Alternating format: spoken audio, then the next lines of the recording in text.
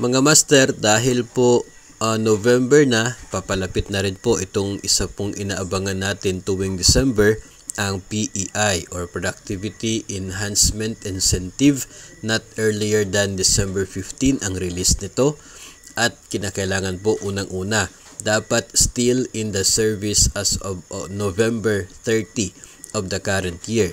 So hindi ka dapat nag-resign or nag-retire bago ang November 30. So yung mga gusto pong mag-retire, gawin nyo na lamang pong December 1 yung effectivity para by November 30 nasa service pa kayo at maging eligible sa PEI. At isa pong requirement, dapat ito pong 4 months ng satisfactory service as of November 30 from January para buo din po ang PEI na makukuha 5,000 pesos. Pero para po sa mga hindi umabot ng 4 months ang service as of November 30, prorated PEI ang makukuha. 3 to 4 months 50% or nasa 2,500.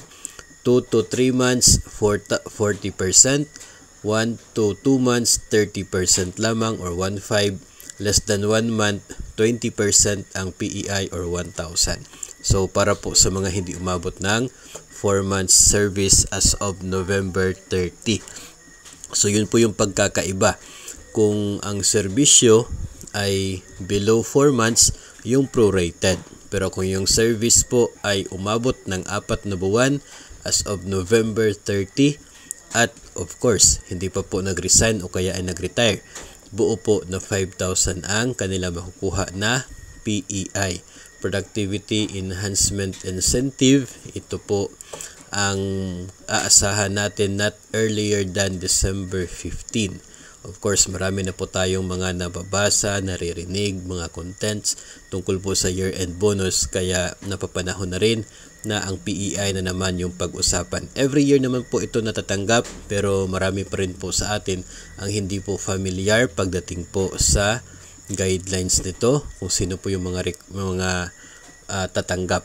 So, yung mga nag-resign na, nag-retire bago pa ang November 30, wala na po kayong aasahan na PEI. Excluded na po kayo doon sa mabibigyan base po dito sa guidelines. DBM Budget Circular 2017-4 ang basihan po ng Productivity Enhancement Incentive.